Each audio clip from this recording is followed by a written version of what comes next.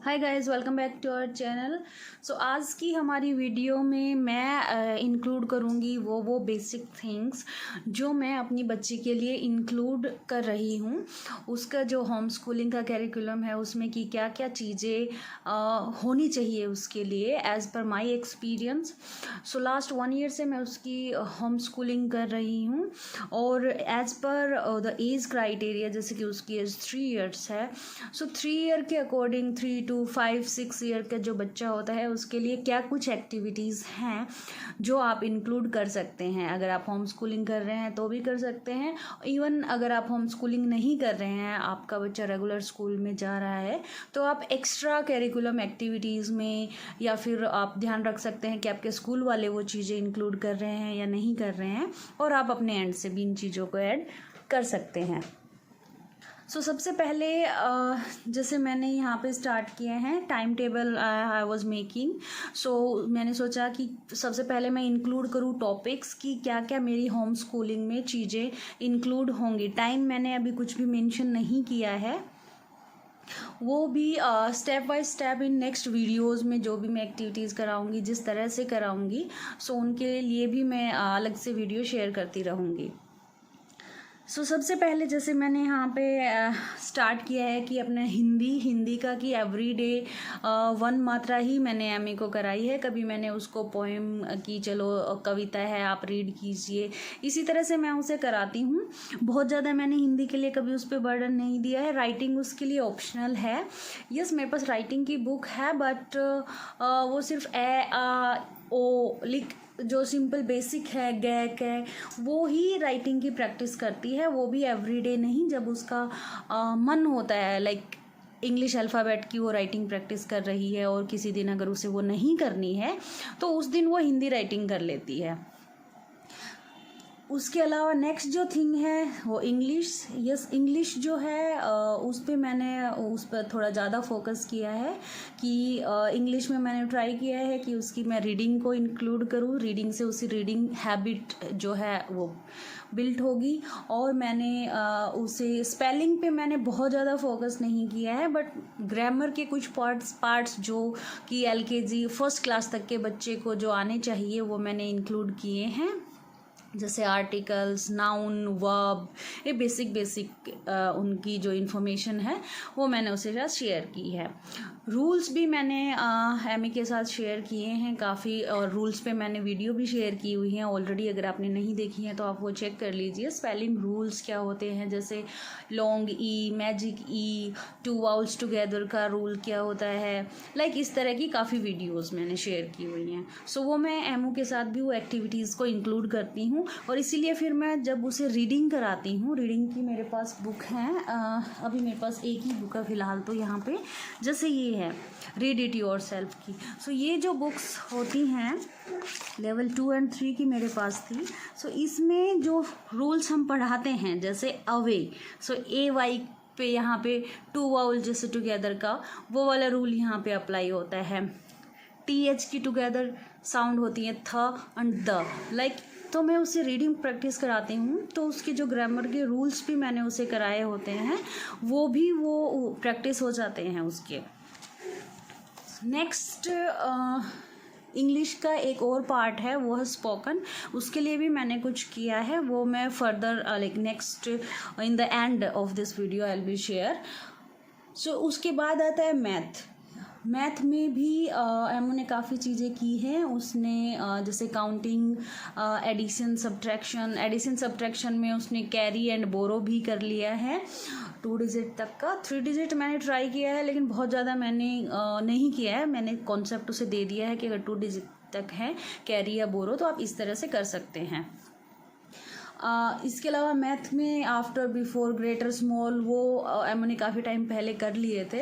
अभी मैं उसका फर्स्ट क्लास का सिलेबस करा रही हूँ, तो उसमें वही एडिशन, कैरी और यही सब होता है। तो आपको अगर मैथ की वीडियो देखनी है तो वो भी मैंने ऑलरेडी काफ़ी वीडियो डाली हुई हैं उसकी, आप वो देख सकते हैं। अभी एक चीज़ और मैंने उसकी मैथ की स्टार्ट की है। टेबल मैंने एमओ को बहुत ज़्यादा नहीं कराया, सिर्फ मैंने 2 की टेबल उसे कराई है। अब अगस्त मैंने एमओ को भी स्टार्ट करा दिया है थोड़ा थोड़ा, कि वो सिंगल डिजिट के एडिशन कर सकती है।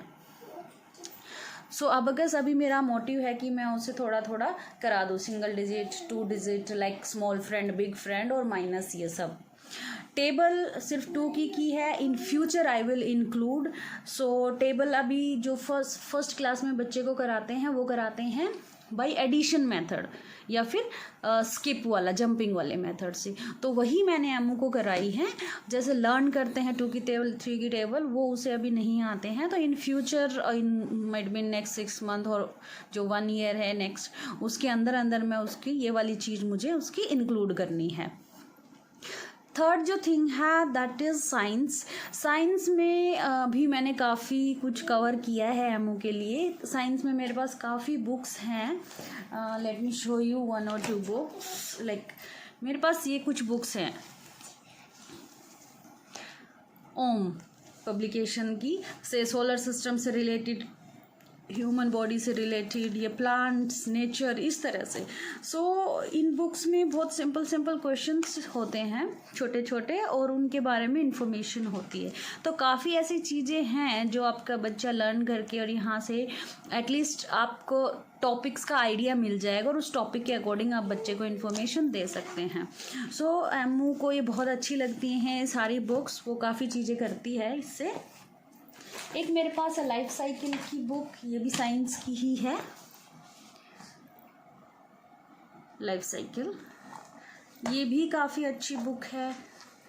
इसमें आपको सब की लाइफ साइकिल मिलेंगी, plant, human, dinosaur, butterfly, penguin. This is very nice book. Apart from these मैंने राइटिंग के लिए, sorry I did not mention, English writing के लिए, अल्फ़ाबेट नंबर्स के लिए मेरे पास ये भी हैं। इसकी भी मैंने एक वीडियो ऑलरेडी बनाई हुई है एमी की, जब वो बहुत छोटी थी। तो इनसे एमू राइटिंग प्रैक्टिस करती है। सो अभी जो नेक्स्ट चीज़ है वो है ज्योग्राफी। सो ज्योग्राफी में मैंने बहुत ज़्यादा एमओ को अभी कुछ नहीं कराया है, क्योंकि छोटे बच्चों की ज्योग्राफी की बुक मुझे ऐसी कुछ मिल नहीं रही थी फिक्स पैटर्न की जिसे मैं फॉलो कर सकूँ। तो मैंने अपने ही आइडिया से उसे India map, world map and flags उसे मैंने कराए हैं। अभी उनका बहुत ज़्यादा रिपीटेशन और वो सब नहीं हुआ है, तो काफ़ी चीज़ें उनमें से वो भूल गई है। तो इसीलिए मैंने सोचा है कि मैं ज्योग्राफी वाला पोर्शन उसका फिर से इंक्लूड करूं, कि जिसमें उसे फ्लैग, मैप एंड थोड़ी और जो इंटरनल डिटेल्स आप बोल सकते हैं कि अपने इंडिया में और क्या क्या एक्स्ट्रा चीज़ें होती हैं, किसी और कंट्री में क्या क्या कुछ एक्स्ट्रा चीज़ें हैं, मीन्स क्या उनकी फेमस चीज़ें हैं, इस तरह से। तो उनकी कल्चर क्या है, इस तरह की चीज़ें मैं इंक्लूड करूँगी एंड I'll try कि मैं वीडियो में भी वो चीज़ें आपके साथ शेयर करूँ। नेक्स्ट जो मुझे लगता है कि जैसे अगर आपका बच्चा 3 ईयर का हो गया है तो बच्चा काफ़ी फ़िज़िकल एक्टिविटीज़ में इन्वॉल्व हो सकता है। सो उसमें सबसे पहले ही आता है जैसे डांसिंग, सिंगिंग, जो म्यूज़िकल एक्टिविटीज़ हैं उसमें बच्चे को आप पार्टिसिपेट करा सकते हैं। And yes of course yoga मैंने अभी एमओ का स्टार्ट नहीं किया है, बट ये मेरा मोटिव लाइक प्राइमरी फोकस अभी यही रहेगा कि मैं एमओ का ये चीज़ स्टार्ट करूँ उसकी। Apart from this singing and dancing मैंने उसकी जस्ट अभी स्टार्ट की हैं। नेक्स्ट जो चीज़ जो मुझे लगती है कि बहुत इम्पोर्टेंट है वो है sports. Yes, physical activities. Yes, physical activities dance में, आपके म्यूज़िक, योगा में भी इंक्लूड होती हैं, और स्पोर्ट्स में भी मेरा मानना ये है कि बच्चे को इंक्लूड करना चाहिए। जितनी आपकी ये जो सिलेबस इम्पोर्टेंट है, Hindi, English, like knowledge important है, उतना ही इम्पोर्टेंट स्पोर्ट्स एक्टिविटीज़ भी हैं। वो भी आपके बच्चे को हेल्दी रखती हैं, मेंटली फ्रेश रखती हैं, एंड आपके बच्चे की जो आई हैंड कोऑर्डिनेशन और जो मसल्स की जो स्ट्रेंथ, वो स्टेमिना जो चाहिए वो आपके बच्चे को यहाँ इन चीज़ों से मिल सकता है। सो स्पोर्ट्स में एमी को जो बेसिकली वो करती है वो स्केटिंग करती है एंड बैडमिंटन प्रैक्टिस करती है। वीडियोस मैंने ऑलरेडी डाले हुए हैं, मे बी शॉर्ट मिलेंगे आपको अगर आप देखना चाहते हैं। टेनिस के लिए मैंने स्पेशल कुछ नहीं किया है। एक बॉल ले ली है मैंने, थोड़ी सॉफ्ट बॉल, स्माइली टाइप की बॉल आप ले सकते हैं। और बच्चे के जो छोटे वाले बैडमिंटन होते हैं जो किड्स के लिए होते हैं, उन्हीं से आप टेनिस का भी उसे स्टार्टिंग में ट्राई करा सकते हैं। क्योंकि जस्ट 3 तो उसमें ऐसा कोई भी इंस्टीट्यूट वगैरह उसने कुछ ज्वाइन नहीं किया है, तो बैडमिंटन वाले से ही लाइक बैट बॉल के जैसे वो करती है। एंड बैट बॉल आप करा सकते हैं बच्चे को। सैंड प्ले भी बहुत इम्पोर्टेंट है, एमी बहुत करती है सैंड प्ले इवनिंग में। एंड स्लाइडिंग वो करती है और साइकिलिंग भी वो करती है। सो इस तरह की काफ़ी चीज़ें हैं जो आप अपने बच्चे के लिए और उसके इंटरेस्ट के अकॉर्डिंग और आप अपने एक्सपीरियंस के अकॉर्डिंग वो चीज़ इंक्लूड कर सकते हैं कि क्या कुछ सही रहेगा। इंडोर में भी ये जो चीज़ें हैं वो मोस्टली हम इवनिंग में करते हैं या सैटरडे संडे करते हैं। अपार्ट फ्रॉम दैट कुछ इंडोर चीज़ें होती हैं, जैसे जब मैं बिज़ी होती हूँ, मेरे पास टाइम नहीं होता है उन्हें टीच करने का, या उनका फ्री टाइम होता है, तो उस टाइम पर वो कुछ इंडोर गेम्स लाइक जैसे टाइल से कुछ प्ले करना, कुछ बनाना, ब्लॉक्स से किचन प्ले करना, सैंड में जो आर्टिफिशियल जो सैंड होती है उससे प्ले करना, डो से थ्रेडिंग, और समटाइम्स वो एक्टिंग भी करते हैं like I am teacher, now I am मम। इस तरह से वो इंडोर एक्टिविटीज़ भी करते हैं। ये भी बच्चे के लिए बहुत इम्पोर्टेंट है। आपके बच्चे को अगर आप चाहते हैं कि उसका ओवरऑल डेवलपमेंट हो, पूरी तरह से आपके बच्चे को अगर ग्रूम करना चाहते हैं, तो ये सारी एक्टिविटीज़ बहुत इम्पोर्टेंट होती हैं। लास्ट में आता है स्पोकन इंग्लिश। सो स्पोकन के लिए भी मैंने ट्राई किया है कि मैं एमओ से ट्राई करूँ as much as I can talk to her in English. So मैं अपने एंड से ट्राई करती हूँ। एंड एमओ can understand very well and she can speak also.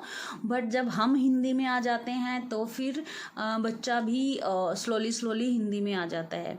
उसके अलावा कि हमें बच्चे की अगर और अच्छे से उसका कॉन्फिडेंस बूस्ट करना है इंग्लिश में, तो हमें उसे और अच्छे से इन्फॉर्मेशन देनी है। फॉर एग्जांपल बच्चा जा रहा है मार्केट, सो मार्केट में उसको क्या क्या चीज़ें मिलेंगी शी नोज़ दैट, बट किस चीज़ को हमें किस तरीके से बोलना है, जैसे वहाँ पे हमें कुछ लेना है पर्टिकुलरली। सो अभी मैं ट्राई करूँगी कि एवरीडे जो कॉन्वर्सेशन होती है as per topic I will include, कि हॉस्पिटल में जाते हैं तो बच्चा कैसे बात कर सकता है, मार्केट में कैसे कर सकता है, स्कूल में, पार्क में, फ्लाइट में।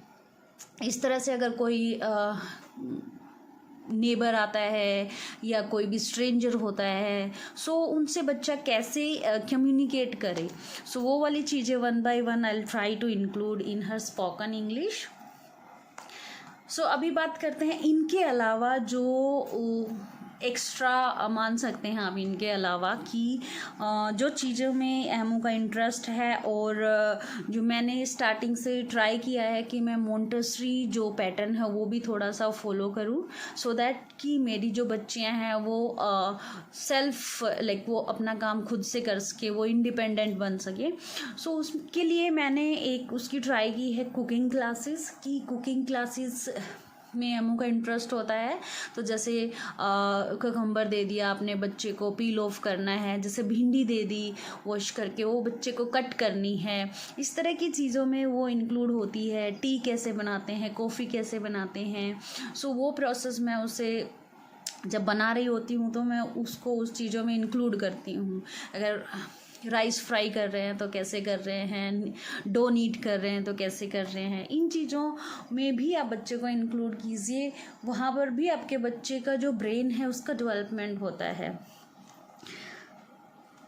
उसके अलावा अगर बच्चे को सेल्फ इंडिपेंडेंट, अगर आपके बच्चे को चाहते हैं कि भी वो इंडिपेंडेंट बने, तो उसमें फिर अदर हाउस होल्ड थिंग्स आती हैं, जैसे कि cleaning, dusting after using things, they should know that where they have to put. So Ami Divi मेरी बोथ डॉटर्स, उन्हें पता होता है कि उनकी बुक्स कहाँ हैं, कहाँ से लेनी है और कहाँ पे उन्हें फिर से पुट करनी है, कहाँ उनके क्लोथ्स हैं, कहाँ उनके टॉयज़ हैं। सो आप ये चीज़ ज़रूर इंक्लूड कीजिए, एक ही जगह पे अपने बच्चे की चीज़ों को रखिए, कि जिससे उन्हें जब भी जो भी चीज़ चाहिए आप पर डिपेंडेंट ना रहना पड़े। और यहीं से फिर आपके बच्चे जो वो डिसिप्लिन वाला चीज़ है वो सीखेंगे कि ये चीज़ हमें यूज़ करने के बाद वापस रखनी है, then only we will get another one. और उन्हें अपनी टेबल डस्टिंग, क्लीनिंग, अपनी टॉयज़ वो सब सिखाइए, वो भी बहुत इम्पोर्टेंट हैं। सो ये सारी चीज़ें मुझे लगता है कि इम्पोर्टेंट हैं, और मॉन्टेसरी एक्टिविटीज़ में बच्चे को इन्हीं चीज़ों पर भी फोकस किया जाता है। सो वो सारी चीज़ें मैंने इंक्लूड की हैं, प्लांट्स में वाटर देना एंड ऑल।